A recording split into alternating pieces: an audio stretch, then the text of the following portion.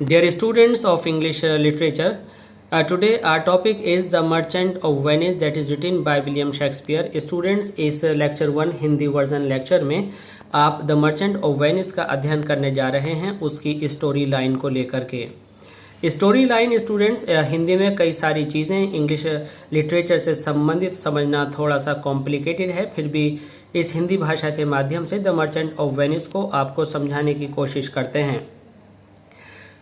Story line का मतलब है कि आपकी जो कथा है, जो पूरा कहानी है, आपकी किन किन बिंदुओं को आगे जोड़ती हुई चलती है, कौन कौन से प्लॉट्स उसको जोड़ते हैं और क्या क्या सब प्लॉट्स हैं, अर्थात कहानी के जो सहायक बिंदु हैं वो क्या हैं।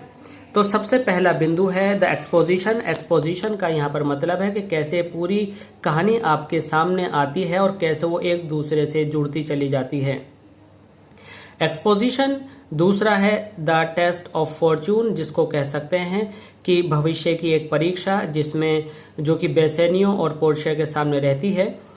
और बॉन्ड स्टोरी, इस बॉन्ड स्टोरी के अंदर आप देखेंगे कि किस प्रकार से पोर्शिया के फादर ने 3 कैस्केट्स बनाई थी और उनके अंदर क्या क्या कंडीशंस रखी गई थी।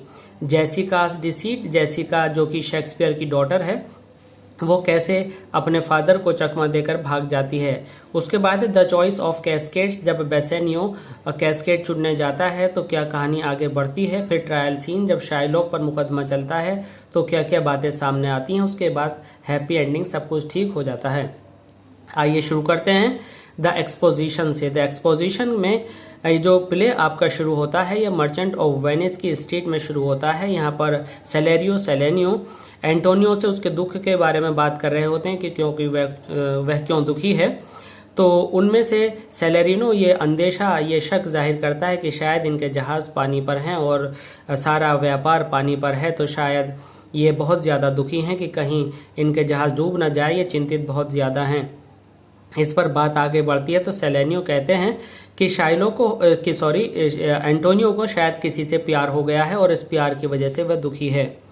इसी समय वहाँ पर उनके 3 दोस्त और आते हैं, जो कि बेसेनियो ग्रेशेनियो 2 दोस्त हैं, वो वहाँ पर आते हैं और एंटोनियो से बातें करने लगते हैं। और यहाँ पर बेसेनियो उनको बताता है कि उसे कुछ पैसों की ज़रूरत है क्योंकि उसे बेलमोंट में एक स्त्री है, उसके पास उसके हाथ को जीतने के लिए स्वयंवर में जाना है। अब यहाँ से नई कहानियाँ सारी शुरू होती हैं कि बेलमोंट जाना है, वहाँ पर जाकर के एक स्त्री का हाथ जीतना है जो कि बड़ी धनवान स्त्री है और उसने महसूस भी कर लिया था कि बेसेनियो ने कि वह पोर्शिया बेसेनियो से प्रेम भी करती है। हालांकि एंटोनियो के पास रुपया नहीं है, फिर भी वह उसकी मदद करने के लिए तैयार हो जाता है। इसके बाद यहाँ पर बात आती है अ टेस्ट ऑफ फॉर्च्यून, जो कि दूसरा पार्ट है। तो देखते हैं, बेलमोंट में पोर्शिया और नेरिसा को दिखाया जाता है। ये आपकी कहानी का एक नया हिस्सा है। नेरिसा बाहर बैठे हुए सारे राजकुमारों के बारे में बताती है और बताती है कि कहाँ कहाँ से कौन कौन राजकुमार आए हैं, और पोर्शिया से बातचीत चल रही होती है 3 कैस्केट्स के बारे में। नेरिसा पोर्शिया के पिता की तारीफ करते हुए कहती है कि आपके पिता इतने महान थे कि उनकी मृत्यु के बाद भी उनसे बहुत कुछ सीखा जा सकता है। वास्तविकता यह है कि पोर्शिया के पिता ने 3 कैस्केट्स बनाई थी, गोल्ड कैस्केट, सिल्वर कैस्केट और लेड कैस्केट। उनके अंदर पोर्शिया की पिक्चर थी और जो उसको चुन लेता उस कैस्केट को जिसके अंदर पोर्शिया की तस्वीर थी, उससे पोर्शिया की शादी होने वाली थी। तो राजकुमार वहाँ पर स्वयंवर में उन कैस्केट्स को खोलने अर्थात अपना लक आजमाने आए थे। उन कैस्केट्स के साथ कुछ कंडीशंस थी जो आपको हम आगे जब ये चलेगा तब आपको बताएंगे। इसके बाद आती है बॉन्ड स्टोरी। बॉन्ड स्टोरी के अंदर जब वेनिस में बेसेनियो शाइलॉक के पास जाता है कर्जा लेने के लिए, चूंकि एंटोनियो ने कह दिया था कि मेरे पास पैसा नहीं है, तुम जाकर के किसी से ले लो, तो पैसा देने में सक्षम इस समय केवल शाइलॉक है। शाइलॉक से पैसा लेते हैं तो शाइलॉक, जो कि एंटोनियो का पुराना शत्रु है, वह इस मौके का फ़ायदा उठाता है। इस मौके का फ़ायदा उठाने में वह कहता है कि यदि तुमने मुझे 3 महीने के अंदर पैसे नहीं चुकाए तो आपको एक बॉन्ड भरना पड़ेगा कि मैं आपके शरीर का कोई भी हिस्सा काट कर निकाल लूँगा। और आप चाहें तो पैसा लें, चाहें तो ना लें। लेकिन एंटोनियो इस पर तैयार हो जाता है। हालांकि बेसेनियो उसको वार्न करता है कि यह बॉन्ड खतरनाक है और शाइलॉक, एंटोनियो तुम्हारा पुराना दुश्मन भी है। बट एंटोनियो यह कहकर इस बात को रफा दफा कर देता है कि कोई बात नहीं, उसके जहाज़ 2 महीने में लौट आएंगे, उसने 1 महीना फालतू लिया है। इस तरह से 3000 डकेट्स उधार ले लिए जाते हैं और बॉन्ड साइन कर दिया जाता है एंटोनियो के द्वारा गारंटर के रूप में। इसके बाद स्टूडेंट्स आता है जेसिका का धोखा, जेसिकाज डिसीट। जेसिका जो कि शाइलॉक की डॉटर है, वह शाइलॉक से बहुत अधिक परेशान है। वह लोरेंजो जो कि बेसेनियो का दोस्त है से प्रेम करने लगती है और वह इस प्रेम में अपने पिता से परेशान होकर भाग जाती है और अपने साथ कुछ गहने और धन संपत्ति की कुछ चीज़ें भी लेकर के निकल जाती है एक थैले में भरकर। और फिर ये लोग एक मैस्करेड में, एक जुलूस में शामिल होते हैं और आगे कहानी फिर ये बढ़ती है। इसके बाद क्या होता है कि द चॉइस ऑफ कैस्केड्स, जो बेसेनियो हैं, बेसेनियो बेलमोंट पहुंच चुका होता है और वह कैस्केड्स को चुनने के लिए वहां पर खड़ा हुआ होता है। पोर्शिया बहुत ज़्यादा खुश है कि अच्छा हुआ किसी और राजकुमार ने उन कैस्केड्स को नहीं चुना या नहीं चुन पाए। अब एक सही व्यक्ति जिसको उसने पहले कभी पिता के समय में देखा था, वह यहाँ पर आ चुका है। वह उसको कहती है कि अगर वह इस समय कैस्केड चुनने के पक्ष में की स्थिति में नहीं है तो वह उसको और समय दे सकती है, लेकिन उसे ये स्पष्ट रहे कि अगर उसने गलत कैस्केड चुनी तो वह पोर्शिया को खो देगा, इसलिए वह चाहे तो और समय ले सकता है। लेकिन बेसेनियो के अंदर इतना उतावलापन है कि वह बिल्कुल इंतज़ार करने के पक्ष में नहीं है। वह लगातार कोशिश कर रहा है कि वह अभी इसी समय कैस्केड को चुन ले और वह चुन भी लेता है। इस प्रकार से जैसे ही वो कैस्केड को चुनता है, पोर्शिया बहुत खुशी से पागल हो उठती है और अंगूठी पहना दी जाती है बेसेनियो को। स्टूडेंट्स याद रहे कि बेसेनियो किस तरह से कैस्केड चुनता है और क्या कंडीशंस हैं, इसकी डिटेल्स आपको पर्टिकुलर एक लेक्चर में बताई जाएगी जब आपका टेक्स्ट शुरू होगा। इसके बाद ट्रायल सीन है। अब अंगूठी चुनने के बाद ट्रायल सीन से पहले जो हमारा अभी चल रहा था द चॉइस ऑफ कैस्केड्स, इसमें पोर्शिया को पता चलता है कि वह यहाँ पर उसके दोस्त एंटोनियो की वजह से खड़ा हुआ है और एंटोनियो जो कि उस समय मुसीबत में है, उसका जीवन बचाना ज़रूरी है। इस पर पोर्शिया कहती है कि हम शादी बाद में करेंगे, हम पहले जाकर के एंटोनियो को बचाएंगे। स्टूडेंट्स इसमें एक पॉइंट ये मिस हो गया कि जिस समय बेसेनियो सही कैस्केड खोल करके पोर्शिया का चित्र निकाल लेता है और रिंग पोर्शिया द्वारा बेसेनियो को पहना दी जाती है, उसी समय जो नेरिसा है, नेरिसा भी अपनी शादी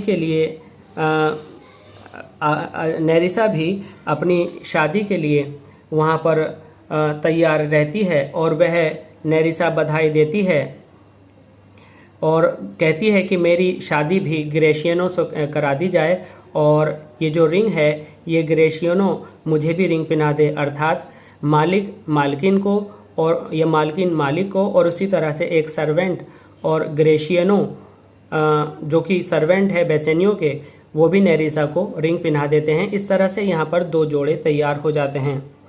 अब पोर्शिया जैसा कि मैंने बताया था एंटोनियो की मदद के लिए यहाँ से निकलती हैं।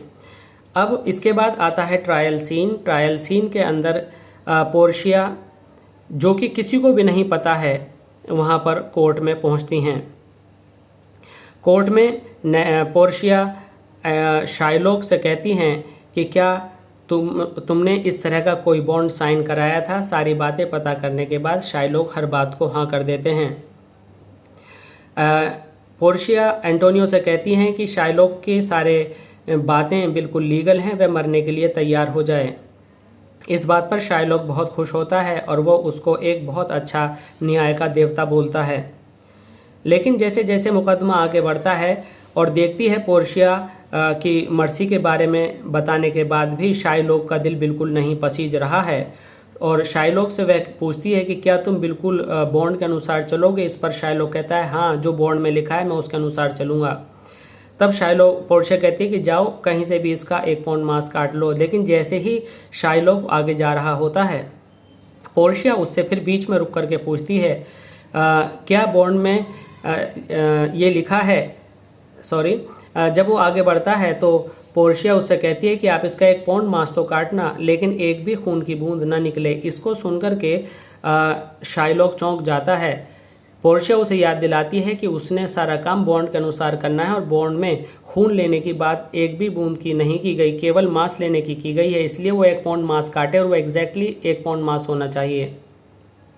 इस पर शाइलॉक अपने आप को हताश पाता है और हारा हुआ महसूस करता है, क्योंकि ये संभव नहीं है कि 1 पाउंड मांस बिना खून के निकाला जा सके। इस प्रकार से शाइलॉक की सारी बातें वहाँ पर फेल हो जाती हैं, वह परास्त होता है और ड्यूक की तरफ से उसको क्रिश्चियन बनने के लिए कहा जाता है एंटोनियो के कहने पर, और उसकी सारी संपत्ति जब्त करने की बात कही जाती है। आधी संपत्ति राज्य में और आधी उसकी बेटी के नाम करने में की जाती है। इस प्रकार से हर तरह से शाइलॉक परास्त हो जाता है। अब यहाँ से निकलते समय जब बेसेनियो को पता लगता है कि उनके उस वकील ने और उनके असिस्टेंट ने एंटोनियो की जान बचा ली है, तो उन्हें वकील के कहने पर उनकी अंगूठियाँ उनको फीस के रूप में मजबूरी में देने पड़ती हैं, हालांकि वे देना नहीं चाहते थे।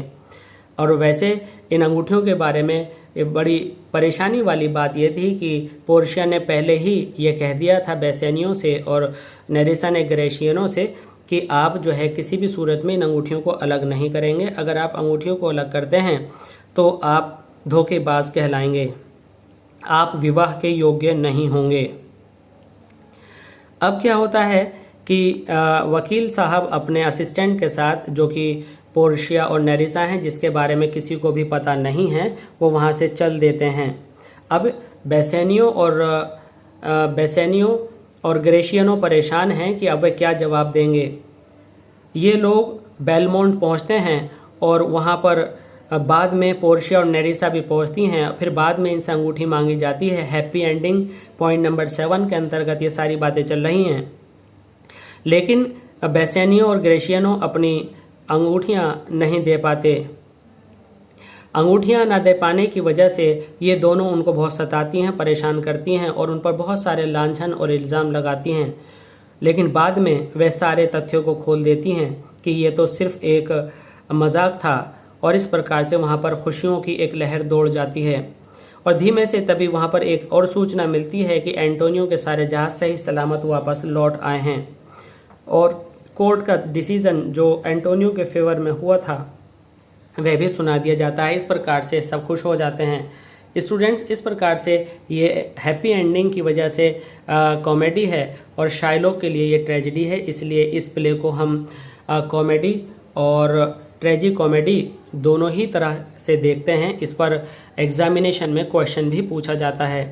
Students, that's all in this lecture, and please keep on watching to get yourself updated with other parts of and other types of questions of this play. Please subscribe my channel और ऐसी classes of English language, and please comment in the comment box and share and like. Students, Hindi version में आपको ये सुनना बहुत ज़रूरी है ताकि टेक्स्ट आपको अच्छे से समझ में आ सके, क्योंकि शेक्सपियर द्वारा लिखा गया टेक्स्ट बहुत ईजी नहीं है। उम्मीद करता हूँ आप इसे कई बार ध्यान से सुनेंगे और स्टोरी को पूरी तरह से समझकर आंसर देने में सक्षम हो जाएंगे। धन्यवाद।